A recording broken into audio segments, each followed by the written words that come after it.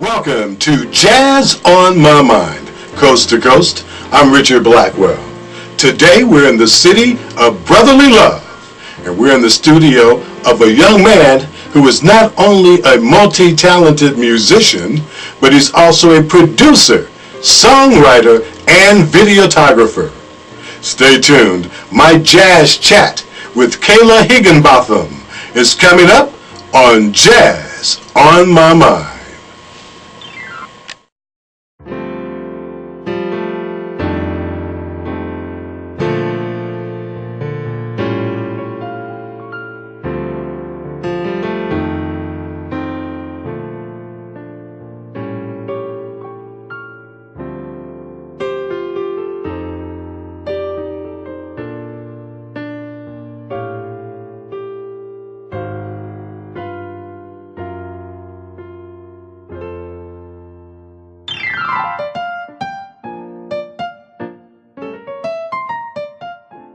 Kalah, welcome to Jazz on My Mind. Thank you, Richard. It's a pleasure. Man, what month is this? March? And we've been trying to do this since about October That's right. of last year. Yes, sir. Man, it's finally great to get you here, man, or to be in your studio.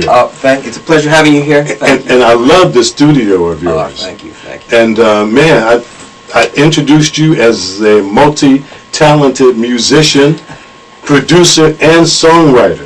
Let's talk about your producing first, because I know currently you're working with a group that the Jazz on My Mind viewers should be familiar with, and that's the group Change. That's correct. Tell us a little bit about that.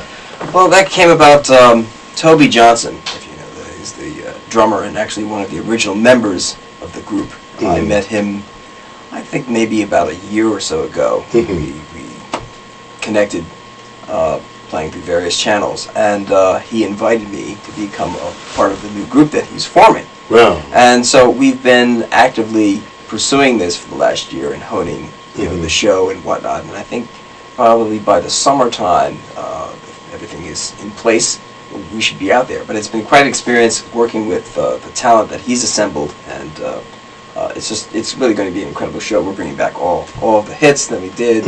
Of course, the Change is known for, Searching, Glow of Love, right. And it's been a little different for me playing in that scenario. I've played with some other groups and whatnot, but it's always a learning experience with music, so very enjoyable. Now, when you mention Change, of course, the name that comes right to my mind is Luther Vandross.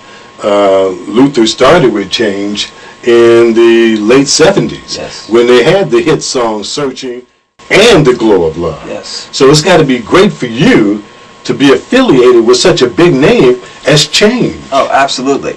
And what we're getting is quite a buzz. I mean, in some of the community that we've been talking with, the people are saying Change is coming back, and I think we have a talk possibly with doing something with the Monique show, and some other things on the burner. But as you said, to be affiliated with the group that spawned Luther, and we've got some talented singers, and there's a gentleman there who's going to be singing those parts, who's a force to reckon with in himself, a gentleman named Big Rick, Rick Minter. It's really something, and I just feel very privileged. We're going to be working on some new material, as I understand, and we've been doing some cutting out of the studio here, experimenting with ideas. So it should be something. It really should be. Now, are you going to be playing keyboard as well as producing? Absolutely. Wow. Absolutely. Now, you do play keyboards. Yes. And what are the instruments? I do some drumming and a bit of guitar. Right. Wow. To keep things rounded out. When did this all begin for you? I mean, guitar, keyboard, drums, producing. Man, you're doing a lot. Well, when did this begin for you? Well, I think going back in my history, I think music has always been in my blood.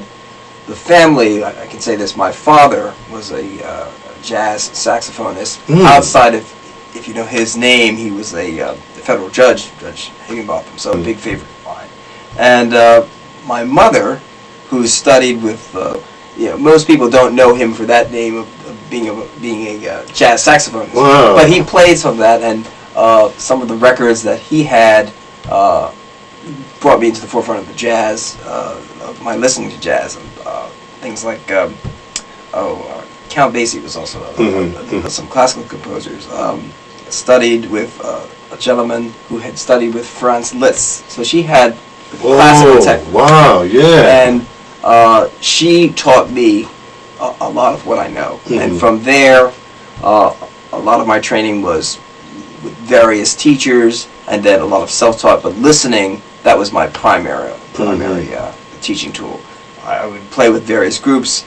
I remember an old gentleman at the time who taught me some guitar. Just opened a different world for me in terms of teaching me jazz and saying, you know, you learn these scales or these chords, and from there I became wanting to absorb like a sponge. Which instrument was your first? I think my piano. Piano was the first. And from that you went to drums. Okay, and guitar. Is there one that you favor more than the other? I think it's the piano. Just because that encompasses the whole range, and it's also a very percussive instrument, so you can also get the rhythms in there if you want for drumming. I mean, you can play all the parts and be almost like an orchestra. I find that with the piano, I've got 10 of these that I can work with. Exactly. As opposed to, you can make some sounds with the drums, and you've got 4, your hands. You can make maybe 2 sounds with each hand. But the piano gives you that range of, you've got 4 tones, 10 tones that you can, and more. Yeah, to be creative with. Exactly. Now, I got to tell you, I mean, being able to play so many instruments, and no wonder that you were such a tremendous producer, because you have to know those particular instruments in order to put your finished product together. Yes. How is it being a producer? I find I wear different hats. I mean, if you're a musician, you're playing a certain style, or you're executing a certain rhythm or run. As a producer, I've learned about arranging, working with people. I mean, producing has taken on a different, I guess, moniker now. Some people say, just because I can make a drum beat, I'm a producer. Right. That's fine. I sort of I sum up a producer as you would a director for a film, and it's bringing all of those elements together to make this one piece of art work.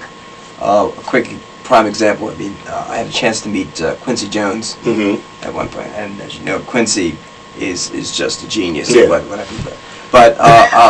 you can't have a conversation about jazz without bringing up Quincy Jones. Absolutely. I mean, that was just we talked for quite a while, and the one thing he said to me that really stuck was, it's being able to work with other people and being able to bring those elements in. And he said to me, if you see it, you can be it. That's right. Right. And I took that to heart, and as a result of that, I've been blessed to be able to work with a lot of different people and all kinds of music, not just jazz, but just all kinds, because that facility of being able to know, okay, this kind of music deserves this kind of treatment. Right. And they're just different elements. But the jazz has been a foundation for that, because it brings in all kinds of elements. I think that's also forefront for all kinds of music, because you can bring that in.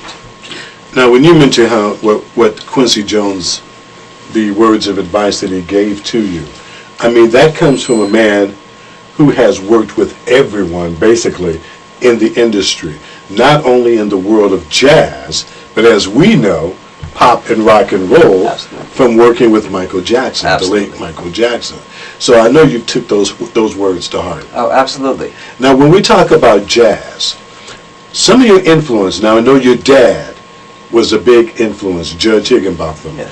Your mom with her classical influence. Yes. Is there any jazz musicians per se who you listened to as a young man growing up and said, I like that style, I want to play something like he's playing? Were there any musicians that in the forefront of your mind that you can think of? Absolutely. I mean, I mentioned Count Basie, and the reason I mentioned that, I think he was one of the very first at a very, very young age. Must have been 5 or something like that. When I had a chance, we have a theater in the Round. We used to have a theater in the Round here.